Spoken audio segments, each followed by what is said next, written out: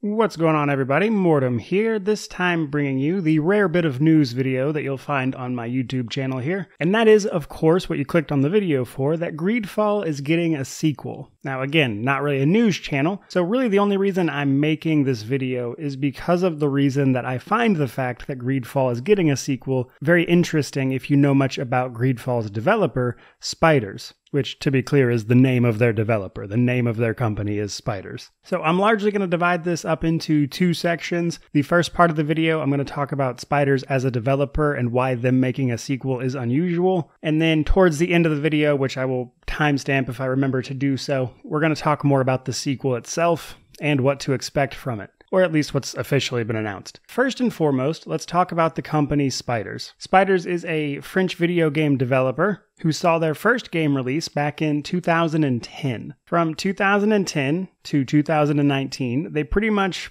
released games under the publisher Focus Home Interactive. Now, truth be told, everything they did before 2014 is kind of uninteresting. They did a couple of Sherlock Holmes games, a few poorly received titles that were experimental in nature, in my opinion. And then in 2014, we get Bound by Flame, which you may or may not have heard of, but like most of their games, it received pretty mixed reviews. Then in 2016, they went on to make The Technomancer, which also received mixed reviews. And then finally, in 2019, they released Greedfall, which was their best received game to date. Whereas instead of mixed reviews, it got positive reviews. And it sold pretty well, selling over 1 million copies in its first year, actually. So easily the best received game Spiders had ever made. Why is any of that interesting? Well, previously, before they actually had a very successful title, frankly, Spiders was on record saying that they didn't really like doing DLC or sequels, simply because they'd rather make a game, polish it up if it needs it, and then move on to the new thing. So literally, just because the company is on record of saying this, the fact that they're now making a sequel, while not particularly surprising given the success of Greedfall,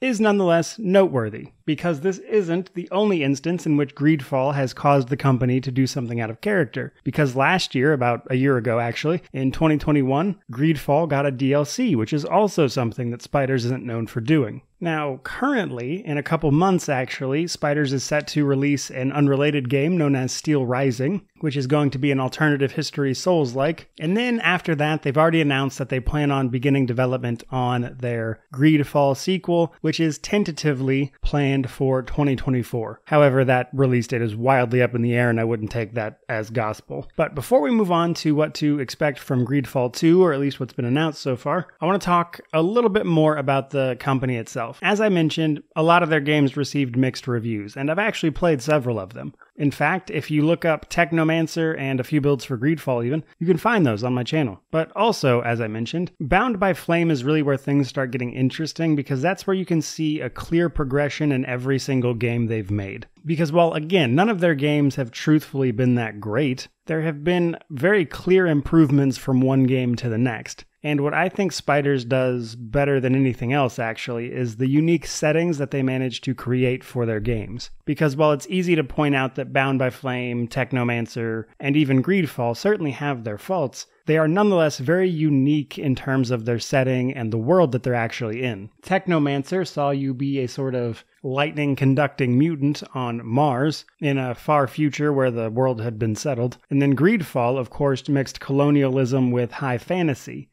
which I can honestly say I'd never seen anything quite like that before. Moreover, though, following the success of Greedfall and its launch, Spiders was actually bought by French game publisher Nacon. And all of these factors combined, really, are why I think Greedfall 2 has the potential to be Spiders' sort of breakout moment, if that makes sense, if they manage to nail it. Moving on, finally, let's actually talk about what you can expect from Greedfall 2. Currently speaking, Greedfall 2 is planned to be a prequel to the original game, starting about 3 years before. And rather than playing a character from the mainland, you'll actually play as a native of the island of Tir Freddy, which is of course the setting from the original game. Now, instead of exploring the island, this time we're going to be exploring the mainland. And if you remember the opening scenes of the first game at all, the mainland isn't exactly doing well, which is what spurs the exploration and expedition to Tir Freddy. They're actually hoping to find solutions to some of their problems on that island. But this time we're going to be playing a native exploring the mainland in a prequel, which overall I think is a pretty smart idea if you're familiar with the ending of the first game. While it's not exactly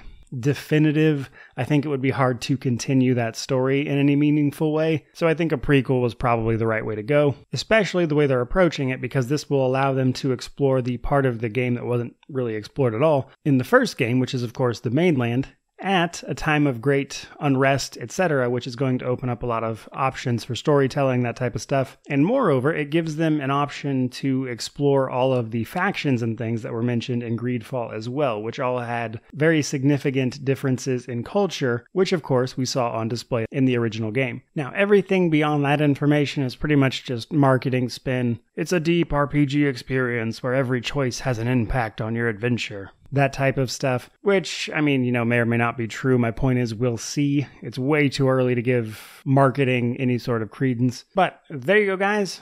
Everything that I can tell you about the interesting departure from normal for spiders, which honestly, I hope pans out for them. Greedfall is a great setting. I'm glad they're doing more with it. I hope it does well, and maybe this will encourage them to actually expand their rather unique settings even farther, because I think as a company they could benefit from that. But nonetheless, there you guys go. Hope you enjoyed the video. Bit different from what I normally do. Nonetheless, I hope you guys enjoyed it. And if you did, like, comment, subscribe, standard YouTube jargon. Regardless of any of that though, truly, just thank you so much for watching. I really do appreciate it. May you wander in wisdom and have an amazing day.